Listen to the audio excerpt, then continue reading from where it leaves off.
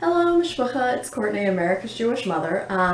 So I'm actually gonna do a double tag today for Tag Tuesday.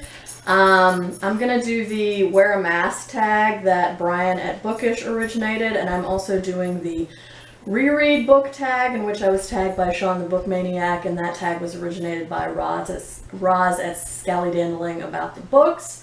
I will link all of their channels / videos down below. But before I get to the two tags, I want to briefly give a little reaction to the announcement of the Booker shortlist. I checked it this morning and oh my gosh, major upset. Hilary Mantel's The Mirror and the Light is not on the shortlist. So yeah, that was a major surprise and an upset. And I mean, honestly, I think of all the books that were on the long list, I've only read one of them anyway, and it was not The Mirror and the Light, and I haven't read the other books in that series, so I really didn't even have a horse in that race, but just everyone was so confident that that one was gonna A, make the short list, and B, win the whole thing, that the fact that it's not on there is just such a major upset. So if you have not looked at the short list yet, I'm about to tell you who's on it.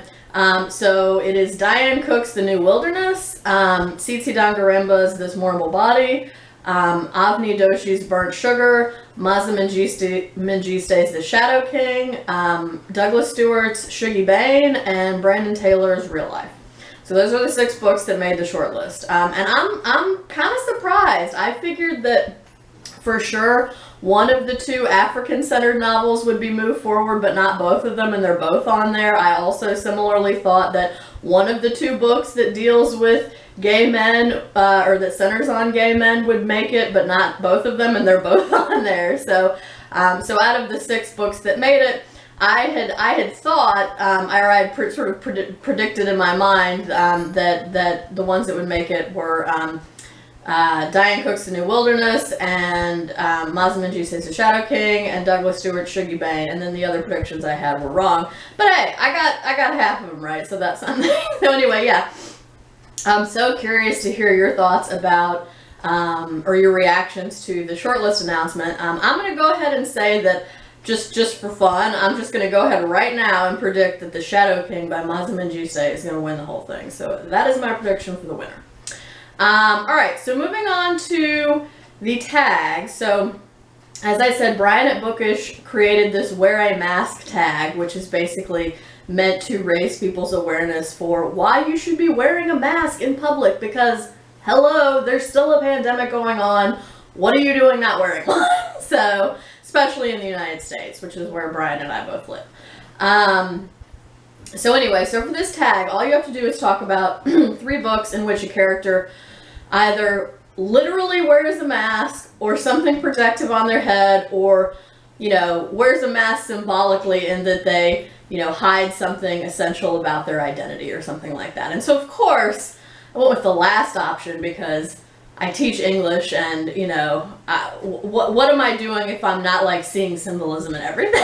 So I picked 3 books in which someone is wearing a mask of some kind. So the first of these is Ha Jun's novel, A Map of Betrayal. I think I read this in November or December of last year. And essentially it's about a man who lives a life, lives sort of a double life, because he's a secret spy for the Chinese government. But in order to keep his status as a spy, secret, he has this whole family in the United States and basically lives out his days there all the time, working and spying for the Chinese government. And then he dies, and his daughter doesn't find out about this. His daughter that he had with an American wife, right, doesn't find out about his secret identity and past until after his death. So that's my first example of a character who wears a mask, symbolically speaking. My second example is from a book I'm currently reading by Louise Erdrich, which is Love Medicine. So there is a character that appears in several of the stories in this book named Sister Leopolda. Sister Leopolda also appears in Erdrich's book Tracks, and also in the, I don't know if she appears, but she's definitely at least referred to in the last report on the Miracles of Little No Horse. And anyway, as implied by her name, Sister Leopolda is a nun, and she basically uses her presumed piety and religiosity as a shield, or as a cloak, to hide the fact that she is a very evil, dastardly woman who is sort of weirdly power hungry and just wants to...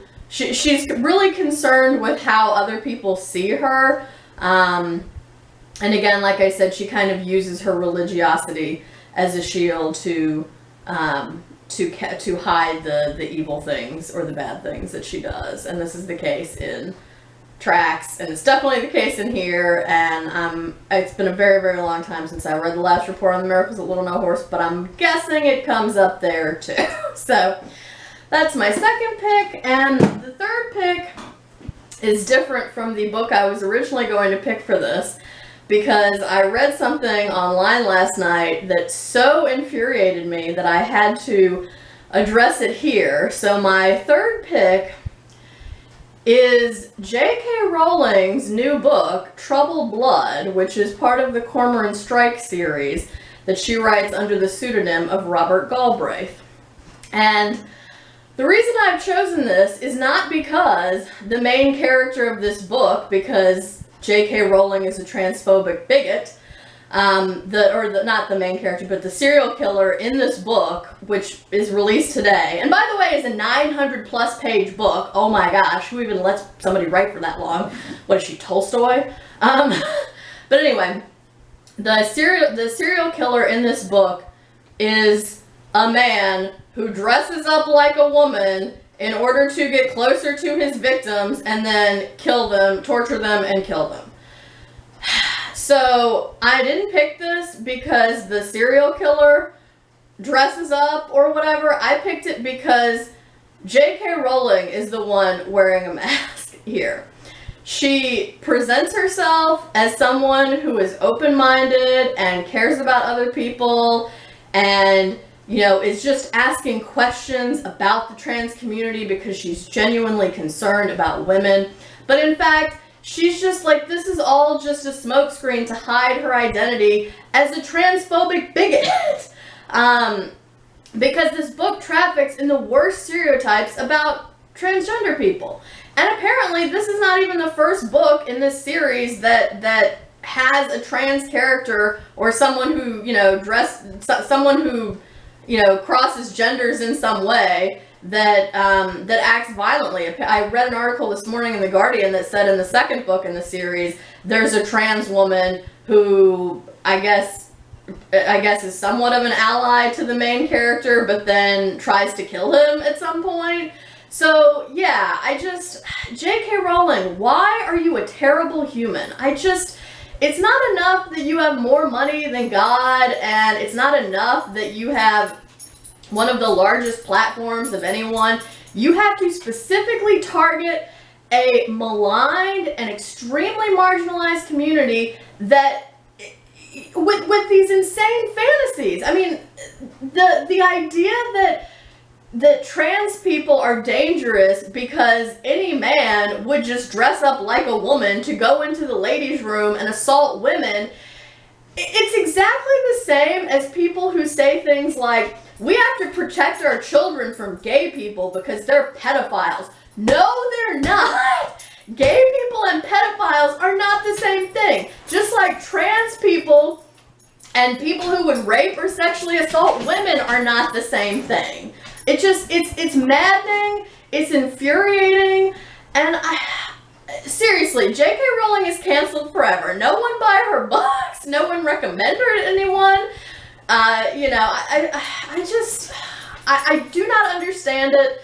And honestly, to me, it almost kind of smacks of these super, super conservative politicians in the United States, always men, who are so vehemently anti-gay, and then it's revealed later that they're found, having sex with a male intern in a bathroom somewhere. Like, it seriously smacks of that. Like, I don't know if J.K. Rowling is actually trans and is just like repressing this part of herself, and that's why she's so full of hatred. I don't know if it's connected in some way to the fact that she is a sexual assault survivor, but I mean, whatever it is, it just needs to stop.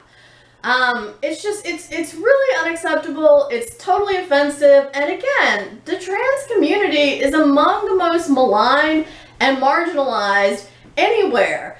And speaking just in the United States, trans women have probably like one of the lowest lifespans or life expectancies of any other community in the United States. They're also at much higher risk for sexual assault and violence. And they're also at a much greater risk to be homeless because they're often turned out of their homes. And I just don't understand why someone who has the resources that J.K. Rowling does would just commit herself so fully to this platform of hatred. It just does not make any sense. So, all right, I'm gonna move on from my rant now about J.K. Rowling. But seriously, she's canceled forever. Don't buy her books. Don't recommend her books. She's just a super transphobe who apparently, and you know, there is an argument to be made for separating the artist from the art,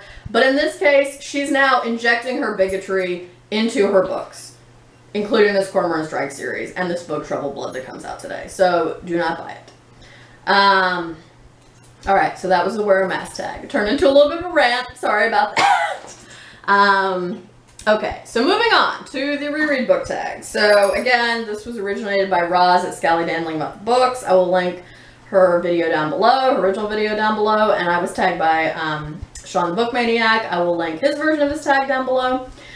So question 1, let's assume you do reread if you're doing this tag. So where do you sit on the rereading scale from almost never to all the time? I would personally say I fit somewhere in the middle.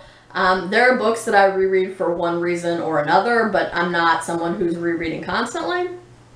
Question 2, has that changed over your reading life? Yes. I used to read the same books over and over and over again in my youth, but now I think I read much more widely, or I would like to think so anyway. Question 3, when do you reread?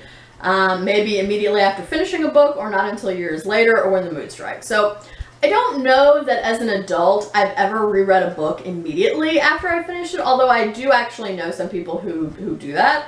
Sometimes I reread when the mood strikes, and typically I will reread a book if it's been more than a year since I last read it, especially if I'm teaching it. Which leads me to question 4, why do you reread books? Sorry, I have the prompts pulled up on my laptop here. So, why do you reread books? I will definitely reread a book if I'm teaching it for class, again, especially if it's been a while, like a year or more. That was the case with James Weldon Johnson's Autobiography of an Ex-Colored Man. I think I read that to teach it in, gosh, maybe February of 2019, and then I just taught it again in the past couple of weeks, and so I reread it to teach it again. There are some books and stories that I could just about teach in my sleep at this point, but sometimes I'll reread those anyway just because they're good and I like them. Lorraine Hansberry's play A Raisin in the Sun comes to mind, or Nella Larson's novella Passing, or Charles Chestnut's story The Passing of Grandison.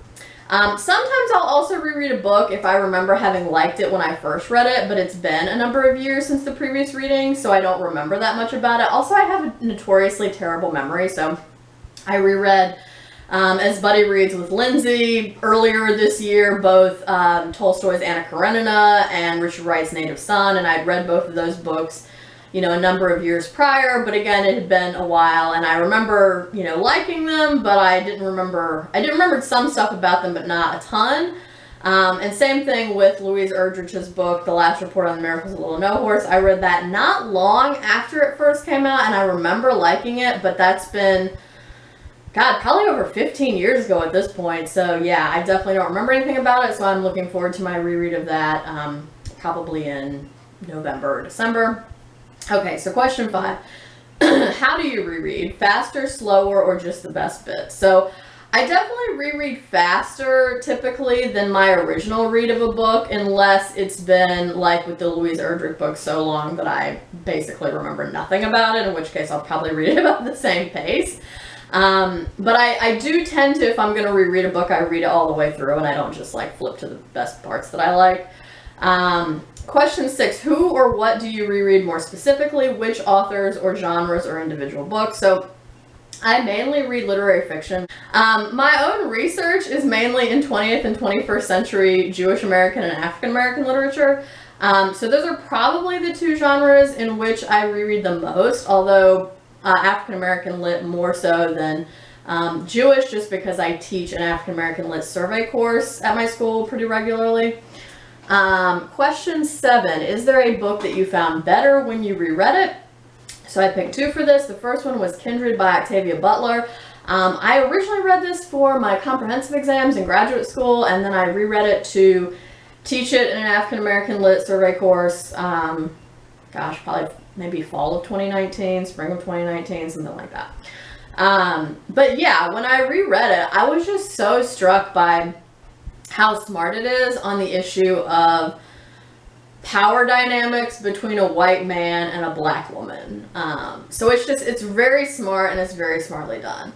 I also liked Beloved by Toni Morrison better when I reread it because of the way Beloved is structured. It's told in this nonlinear fashion. There are parts of it that are quite confusing, so I feel like it's a book that really benefits from subsequent rereadings, because then, when I read it the second time, I wasn't really working to figure out what the heck was going on, because I already had some sense of what the heck was going on, so I could just kind of enjoy more parts of it. And I also reread that over the summer because I'm teaching it in October maybe. Anyway, I'm teaching it sometime this semester, so yeah, and when I reread it then, I appreciated it even more.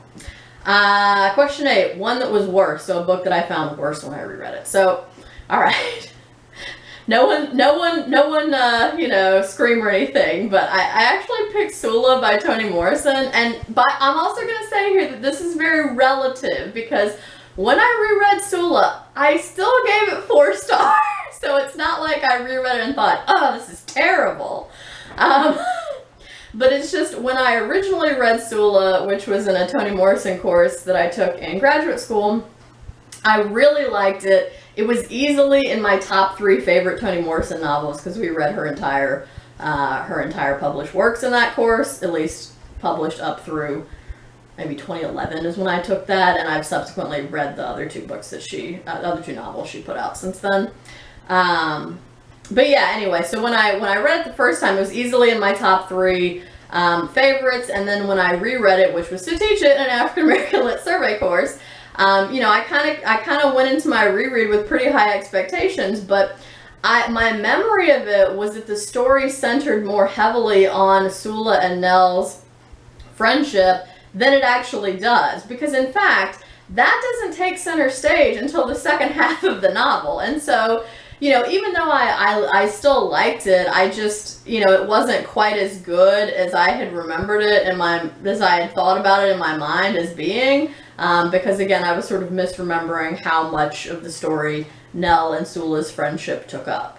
But again, this is very relative, because I still rated it 4 stars, so no one, stoned me or anything. Alright, and question 9, which one book have you reread the most times? Like I could only pick one, please.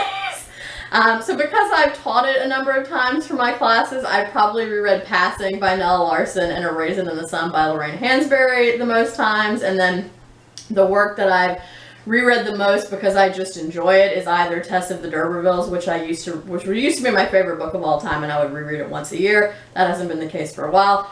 Or my current all-time favorite book of all time, Angels in America. So this has been my brief reaction to the Booker shortlist and my wear a mask tag response / rant about how J.K. Rowling is a transphobic bigot / my reread book tag. So I hope you've enjoyed this. Brian, thank you for doing the wear a mask tag, and Sean, thank you for tagging me in the reread book tag. If you want to do this, I'm not going to tag anybody in this, so if you want to do this and you haven't done it yet, either of these 2 tags, please consider yourself tagged. And yeah, like I said, I'm very curious to hear your reactions to the Booker shortlist announcement down below, and what you think will win out of everything. And I hope y'all are staying healthy and well. I hope you are doing good reading, whatever you're reading. And until next time, would it kill you to call you mother?